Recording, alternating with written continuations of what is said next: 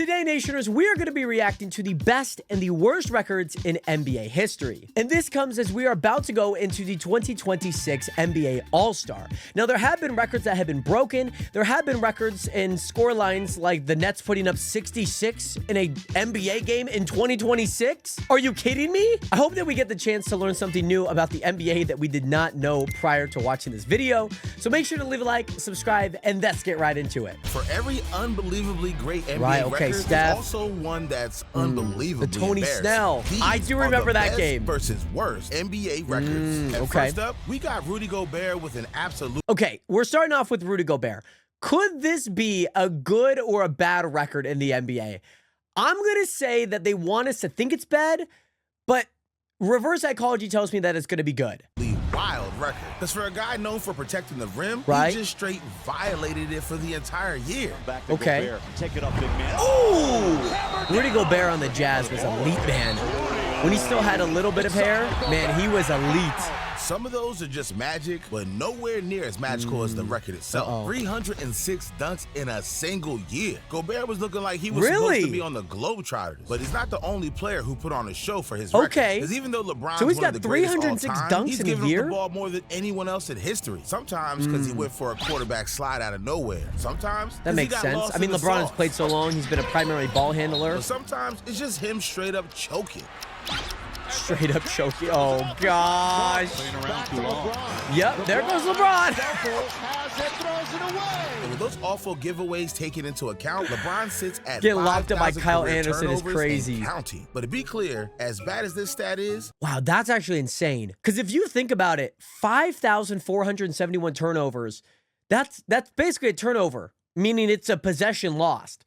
I guess if you're talking about how many possessions LeBron has been in, and has been, you know, just on the court for when he has been on the offensive side. I wonder what that looks like in percentage wise. Like how many possessions has LeBron been on the offense versus how many turnovers he's given in that time. As bad as this stat is, most guys never even get enough minutes to even get that many turnovers. And some guys spend their time differently anyway. Like when Draymond Green posted one of the strangest triple-doubles ever. Because during the Lakers game against the Grizzlies, he only hit 4 points. But despite scoring less than Ben Simmons, he still hit 12 rebounds, 10 steals, 10 assists, and 5 blocks. That's a crazy stat line. Franchise record, the first triple-double in franchise history, not including points. Draymond was straight up hacking the game that night, unlike James Harden. How many triple-doubles have there been not including points? That's kind of crazy. Although Harden once set a record for the most turnovers in a playoff game, I love the way that James Harden walks. That's not even his worst record. In the 2016-17 season, he coughed up the ball 464 times. And yet, the crazy part, he was the MVP finalist that year. 464 times in a season? That's nuts. Nearly 500 times in a season that's diabolical. Just be giving nominations to anyone these days, but someone who definitely got the vote they deserved was Dwight Howard. It's probably blocks in a season, right? Big, where you didn't guard him, you braced for impact. Bro could turn every missed shot into a second chance and every lob into domination. The rebounding big, high-flying Dwight Howard.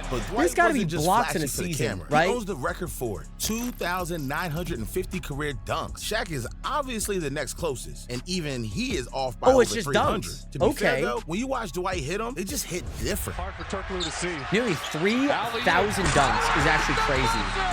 Dwight Howard climbs through the roof. My man was out there playing NBA Jam in real life, which is something that is seriously rare, because scoring in the NBA is hard, and assists are like brain surgery, but steals are basically a gamble. Blocks are just jumping at the right time, and rebounds, well, we're still on Dwight Howard. This is a different record that he holds? Yet, during the Heat's game against the Trailblazers in 2011, my man Joel Anthony, he couldn't get anything for a record 28 minutes and 46 seconds. Okay. Oh my, nobody home. Joel Anthony just threw it into the seats. Oh, you know how hard going 0-0-0-0 is? The Tony Snell stat line. And he would have gotten at least something. It's even hard to show how bad it was. I mean, this vid is literally titled Joel Anthony's first half highlights. And the only thing to see is him running. What? But you never guess who holds this next record. That's so funny. Everyone thinks they know who the youngest player ever is. But Andrew Bynum is actually the youngest NBA player of all time. And at just 18 years and 6 days old, he was forced to face. What? He had just turned 18, and then the NBA season started. He's the Diesel himself. Passed out of 3. Shaq versus Bynum. Ooh. Welcome to the NBA moment in his first game. Get wrecked, little bro. Oh! I spoke too soon.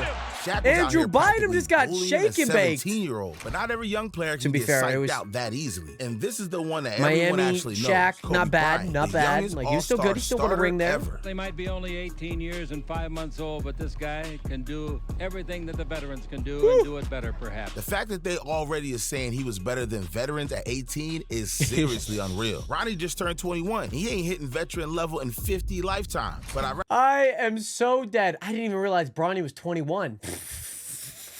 That's funny. I'd rather have Bronny's life than whatever's happening to Jaylen Brown. Because he's got one of the weirdest bad records of all time. The league leader in hairline turnovers. Spray on hairline. It strikes again. Right there. Bro was the first NBA player ever to average 27 points and 3 haircuts per game. Bro had his braids way too tight. LeBron, it's got to turn into its They're own so stat, tight. Right? I mean, Tony Snell basically invented a stat for his best record. And he's actually one of the few players to have both one of the worst and best records. This man was literally 22 seconds off beating Joel Anthony to the 0-0-0 stat sheet. And yet, somehow Snell's the only player to hit 50% from the field, 50% from the three-point line, and 100% from free throw. Yeah, the same guy who once cardioed his way through a game is simultaneously the definition of perfect efficiency. But if you want to see the exact opposite of perfect, you got to check out Cade Cunningham. You're telling me Tony Snell, the Tony Snell. Okay, was that in a game? That has to be in a game, like minimum 20 minutes, right? Because you can't just take like 2 free throws or even a free throw, 2 3-pointers, and I guess that would have been from the field anyways. That has to be over the course of a season, right? That's nuts. This man wasn't just having an off night. He was shooting like he was blind, no, this is like 40. Is this the 45 shot game? And when the Pistons played the Wizards, he set a record for the most shots missed. Oh, most shots missed. Oh, no. You know, was it Derek Favors that said it? Who was it that said, oh, no, I'd rather go 0-30? I'm surprised the broadcast didn't because then you would have lost confidence. Bro was shooting threes like Drake shoots DM. 1 and 9. He didn't even necessarily have to shoot either, because Scott Skiles got his record for being the best team player of all time when he set the record for the most assists in a game in 1990. And mind you, he hit this before the Shaq era, back when the Magic's offense was basically just Skiles and a lot of praying. Assists are sort of a relative thing. You know, I could be out there making all those nice passes in the world, but if they don't put the ball in the hole, they're really nothing. Skiles the little jump shot is up. It is good. Okay. Skiles with his 30th assist for the night. Bro dished out 30 assists that night. And the wildest part of it is, it's not like he was hunting for assists, because he still hit 22 points. You're kidding me, right? You're absolutely kidding me. I knew that the assist was 30. I also did not know that he had 22 points. He was still shooting the ball, and every shot went in. That is wild. Probably could have thrown the ball straight up and gotten an assist. Coach Gukas must have been running laps around the court after those plays. But coaches don't always know what's best for the players, because during a 1997 Mavericks-Bulls game, Bulls coach Don Nelson put Bubba Wells in with one objective: foul Dennis Rodman into oblivion. See, Rodman had one of the worst free throw percentages that season, so if you could force him to the line and have him miss, his points per possession would fall off a cliff. But it kind of backfired. And he's holding Dennis right now. He's got both arms around Dennis. It's a foul. What? Okay. I guess it was a different foul way back then. Dennis Rodman took it personally. But he's got 3 fouls. He's got 3 fouls in the basket. Well, that's activity.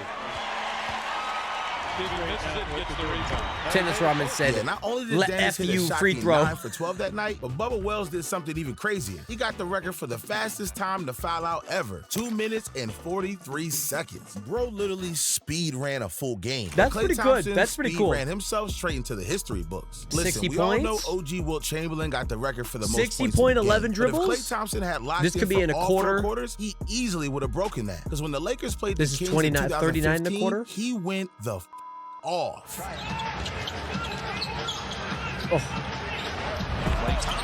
Wazoo legend. Oh, easy. Somehow this game's still close. Golly.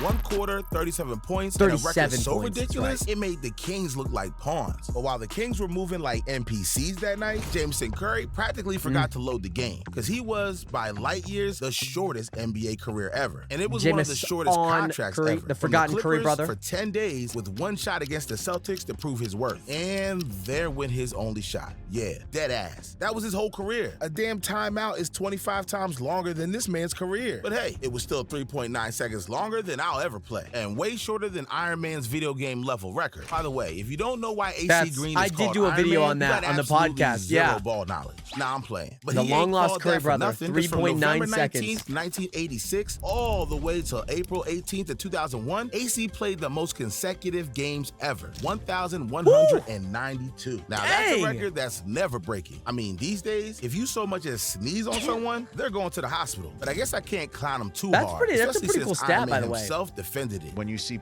star players resting, taking rest, what do you think is the NBA Iron Man? This is a good thing for today's player in the modern day era. It's cool. Let them just go ahead and do what they do. You missed 3 games in your career. He's way too humble. I'm sorry, but ain't no one coming that close to that number. Mikal Bridges said, "Hold my beer." Close to Kobe's bad record. Yeah, believe it or not, the Black Mamba has one of the worst records of all time. Even though he scored the most points in a modern NBA game and scored 33,643 points over his career. Do you think it's going to be like how many he must have missed along the way there? Okay. Most shots missed. That's There's your record-setting miss. But that was just the record setter. By the end of his career, he like how they missed knew the stat. 14,181 shots. That's literally more missed than John Stockton ever attempted. But Jokic only needed to hit the basket. I will say, if we were comparing it to like LeBron, you know, who's pretty much on every top 10 list of game something, you know, turnovers, steals, you know, he's on a list, right? I'm surprised LeBron doesn't actually hold that record because he's played for 23 seasons, right? Kobe played for 20. I could see LeBron being very close to most missed like field goals. Mind you, it could happen this season or next season if he does play, but I could see him up there. 37 times to make history. Because in early 2025, Jokic dropped one of the craziest stat lines of all time. While the rest of the league was worried about rest days and coasting into the playoffs, Jokic was hitting a 61 point, 10 rebound, 10 assist, triple-double. And still lost. Always happens like that. I do remember watching this game. And they had the lead. They had the lead. In for the tie. Back on top and watching a 3. Rebound Jokic. 60-point triple-double is crazy. He honestly that was supposed to go to AG like he was too. Trying. But despite the all-time performance, the Nuggets blew it in overtime. Jokic had played 52 minutes with maybe just the greatest stat line ever. I think Julius Randle got the game winner too. While Jokic is hitting every shot he could, Ben Wallace is missing every shot that he couldn't make anyway. Because across his entire career, he has the record for the worst free throw percentage ever, only hitting an abysmal 41%. Oh my gosh. I knew he was bad. I didn't know he was 41% bad. That's actually crazy. That's actually crazy to think about. Airballing from the line is crazy. But during 2001, his worst year by miles, he only made 33.6%. You can straight up close your eyes, spit in a circle, there are people with three-point percentages higher than that. Wallace, one of the worst free throw shooters in the history of the NBA, to use one of your phrases. However, this year from the line, he's at 60%. Well, Cast of Curse just worked a little too much right there. Nothing but net. But Steph Curry didn't just reinvent a phrase with his records. He practically reinvented the whole game of basketball. So obviously, we got to talk about his best friend, the three-point line. His best friend, the three-point line. See, when it comes to threes, Steph isn't just the leader, he's lapping everyone. Because he basically got every three stat you could ever imagine. It's probably just the most made threes in the 2015 season. Yeah. Curry for 3. Good. 16 That's a made threes in an All-Star game. Yeah, when it's easy and the defense isn't there, I like it. And when he passed Ray Allen's all-time record, instead of slowing down, he sped up, going all the way up to 4,108 threes and still counting. Here's Curry for the record. It's good! There it is! In the Garden, too. That's actually ridiculous. That's actually ridiculous. At this point, he's probably memorized every atom on the court because he's shot from every square inch of that paint. That's and if all crazy. That wasn't enough. Get In this, the Garden, he also hit a 3 in 268 straight games, and then stole the second place for streaks by hitting a 3 in 157 games. Look, you may not be the basketball GOAT, but stealing first and second place for yourself is about as close as you can get to Michael Jordan behavior. Whereas the entire 2018 Rockets team is about as far as you can get from Jordan. See, there are off nights for players. 2 Oh, seconds, no. 1 second. Oh, Smoked it. missed it at the Is that Jabari Parker? And there are cold streaks for teams. Yeah. The highest scoring game in franchise history. Highest scoring game in franchise history, and they blew Then out there's the whatever possessed the OKC Houston Thunder. Rockets in Game 7 of the 2018 Way back when they Western were Conference on, Finals. like, I think they had just traded for Shea then too. If you didn't catch it, in the first clip, James Harden did something called starting a streak. Because with that missed 3, not a single person on the Rockets could make a 3. Game 7, they missed like 23 threes. The Mike D'Antoni didn't stop at 3. just 3 missed threes. Live or die by the 5, 3 or even 10. or philosophy. 20. The streak only ended after 27 straight were missed. 27. Yeah, and the most messed up part, somehow they only lost the game by 10, which is kind of unreal for an entire team. Considering Especially having LeBron made Kevin his Durant on life's the goal team, to too. be hitting as many shots as inhumanly possible. See, while most players have a couple 2 to 3 years or 3 to 5 year burst of greatness, LeBron never had a single one. He had 2 decades of straight greatness, and after 20 years of that kind this of is a output, 10-point he had a record streak, that right? no one's breaking for a while. Or ever? Freaking ever? Oh, okay. It's the all-time leader. Okay. I was thinking it was a 10-point streak that came to a close. I watched the game For against the nearly Toronto 40 years, Raptors Kareem's where he record passed was it up to treated give it like to Mount Rui. Everest. Players like Jordan, Kobe, He had Malone, 6 going Durant, into the the closest fourth. any of them got was 2,000 away. So seeing LeBron pass it wasn't just unexpected. And kinda it smoked seemed a few impossible. layups, But too, he didn't just pass it against either. them. He's flown past This is it. crazy, Adding though. an extra 4,000 points on top of what everyone had already thought was unbreakable. King James is putting the finish line so far into the future that you'll probably need a 20-year Thomas career Bryant to being come like, even "Give me the close." ball in And the I don't deep even know if post. that kind of streak is possible anymore, especially when you even got Philly hitting legendary streaks. Well, maybe more like infamous than legendary. Because imagine building a team by losing on purpose. Seems like a weird tactic, right? One could even say stupid. And yet, that's exactly what the 76ers did. Because under GM Sam Hinkie, the team adopted this plan. Give up wins now so you can get unbreakable later. Accumulate high draft picks, pick young stars, and of course, trust the process. Thank you, Jerome. That's the process. And The trust process. the process they did. Because over the So next it 3 did years, not work. they absolutely sucked. But on their worst streak, between the end of the 2014 season and the start Trust of the the process 2015 was just marketing season, the at this Sixers point. tied their own worst streak of 26, then went on to beat it with 28 straight losses. And honestly, respect to the players. Making losing part of their job title for 3 years has to be one of the most humbling tactics of all time. And a lot of players you got could Mikal use a Fultz lesson and Ben in Simmons in the humility. process. Honestly, some players earn their egos, especially Russell Westbrook. Adams gives it back Money. to Russ. Deep shot. Russell Westbrook used to be a sniper from 3 man. Perfect ending to a historic day. Kind of came to an end once he left the Rockets. But man, he was Not only did elite, this psycho man. hit a 50-point triple-double, he did it to end his streak of triple-doubles. And the streak, 42 straight games with an average of 31, 10, and 10. And that's the difference between him and Joker. Because even though Jokic went Super Saiyan for one night, Westbrook was activaing his ult Yeah, every to be other fair, game. I mean, 4 seasons averaging a triple-double is nuts. Like, I don't think people respect that enough. Like, we're watching Luka and Nikola, and they're getting, like, close to, like, You know the you did average something assists special when and the other team's fans are rebounds. cheering But, you like, on. But and the no points, one was obviously, they're cheering Rasheed fine. Wallace on for But his to record. average 'Cause this 4 man doesn't just seasons hold on one record for 2 fouls, he different holds the teams? 3 worst records for fouls. And in 2001, 3 different he teams? set the single OKC, season the record Rockets, for the technical fouls with Wizards. 41. To put that in Crazy. perspective, an NBA season is 82 games. Bro was averaging a Fall off tech was hard. every other night like it was part of his The training. most But if you ejections? want to talk about how many times those techs got him out the game, Oh, yeah. it gets crazy. Gotta When be your most ejection ejections. ends up being one of the most iconic moments ever, you know you're doing something right, or more like wrong. Because by the end of his career, he Poor had a Craig Hill. record with Yeah, that's 29 Craig Hill. ejections. And to top it off, he also was the fastest ejection ever, just 85 seconds. Timeout, LA. Whack! Get out! The ref said, Get away what? from me, Steve. Get away from me, Steve. He didn't say a word. That's Steve Can I go Smith, foul okay. Wallace? Steve He's Smith gone. Jr.? I'm done. He's gone. I have already told Mike twice before to have him stop staring and try to intimidate me. He did it again. He's gone. Oh, Guess the he was ref. standing there a The little too ref. menacing. Guys, we talk about refs in today's NBA. getting a little bit too personal, letting their ego be ahead of the fans. This is a class act. For the ref. But that's not the only performance that scared people. Because in 1986, one record came into existence from a performance that has still when do we not get been to like a erased. Michael Not Jordan even by stat? Joker's triple dub. And obviously, it's Michael Jordan's 63-pointer. Okay. But before you can see the gameplay, you got to understand why this was so insane. I mean, yeah, it's still insane now. But back then, Jordan couldn't have been more of an underdog. Not only did he miss most of the season with a broken flu foot, game? but he was going up against the Celtics. And at the time, it was the best in the league. And it wasn't a debate. They were 40-1 at home. Finished the season 67-15. And Larry had Bird. an S-tier lineup of Larry Bird, Kevin McHale, Robert Parrish, Dennis Johnson, and even Bill Walton. So with that in mind, just try to imagine What a their super team surprise they when had. Jordan pulled up. They and talk did about the this. Warriors like they were a super team. This is a super team. To try and get some fast break opportunity. Jordan found his way in once again. Jordan trying to fake Bird, can't do it. Oh, money. Yeah, all you got to do is hunt Larry Bird on here. You'll be fine. Here he is, the move and the basket. To get to the basket, but also to be scoring from mids. Jordan.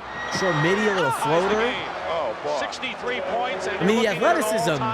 He didn't just look like he was breaking Definitely a lot sweat. different He on dunked both the ends, Celtics but so man. hard, they even agreed. I mean, it got to the point where even Larry Bird said it had to be divine intervention. But OKC would have killed for some extra help when they set the record for the worst loss of all time. Yeah. Normally, you'd expect a record this bad to be in the early days of the NBA. Maybe from a No, forgotten expansion happened in like team, 2021. Because the worst loss of all time didn't just happen this century, it happened this decade. And what makes Oklahoma's loss to Memphis especially bad is that they literally spent time gathering an Avengers team. Russell Westbrook, fresh off an MVP year, Paul George, newly acquired, and Carmelo Anthony, because why the hell not? So this And was with the that kind of lineup, non-shade. You'd expect the Thunder to be one of those dishing out L's. Instead, they lost by 73 points, 152 to 79. When did it? I swear this game happened in this decade, the 2020s. 73 points. The What Oklahoma happened in like City 2019? Thunder lost by 73 points. The largest margin of defeat in NBA history.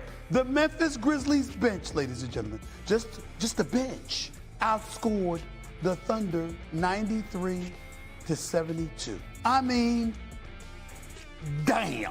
Couldn't have put it better myself. Yeah, it's pretty Steve. bad. That's one of the most pathetic performances I've ever had the displeasure of seeing. But everyone wishes they could go back to the 70s. I know it was Lakers. post 2018 Sure, the because Lakers Jared roster Jackson is on the looking team. pretty raw right now. But their best roster of all time was from 1971 to 1972 when they sat with the best winning streak of all time. Not just in basketball either. This is the longest winning streak of any of the four major U.S. sports. And it all started when Bill Sharman joined the team as head coach because he was there to make a legit difference. I mean, I know by this that is point, NBA. The Lakers had lost the finals 7 times. But I So will there was really say nowhere left to go but up. And to make things that worse, Jerry West was that 33, UConn Will straight Chamberlain winning 35, streak. and Elgin Baylor 37. that Not one's only never were getting they broken. desperate for a championship, but Not soon in today's there age. wouldn't be enough time to get one. Well, Bill decided he was going to change that quick. Because when he said he wanted to make a faster up-tempo team, he meant it. When Elgin complained he couldn't run or jump as well anymore, Bill kicked him from the starting lineup. And since Elgin was unwilling to be a part-time player, just 9 games into the season, he retired. Straight up, that might be one of the worst decisions in sporting history. Sure, from Elgin's POV, they were only 6-3 into the season, so no one would be hurt by his departure. And he was right. No one got hurt except himself. Because from there on out, the Lakers became one of the most well-oiled machines of all time. When Bill told the high-scoring Wilt to become a rebounding fast break machine,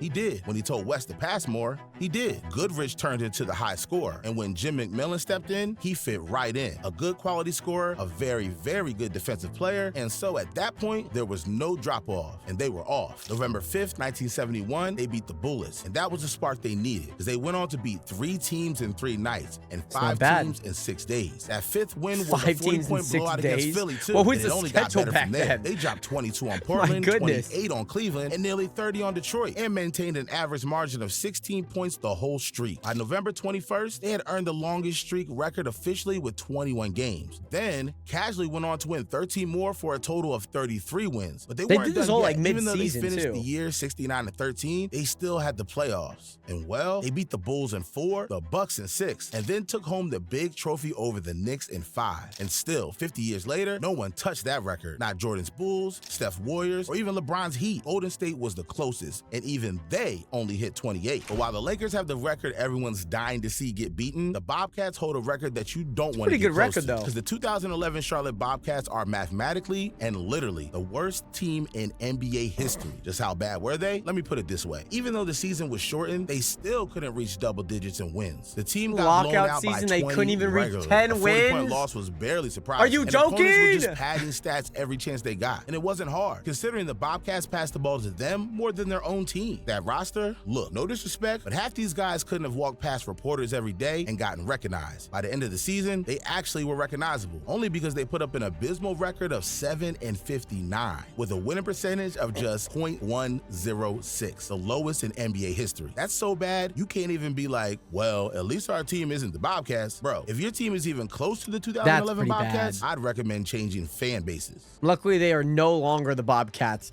And shout out Dime for an amazing video talking about the best and the worst records in the NBA history. And I was quite surprised because these are records that most of them I have not heard about, especially that Lakers team in the late part of this video. I hope to continue to do some more basketball related content. Here is another video in case you guys want to watch more, and I'll see you guys in the next one. Subscribe!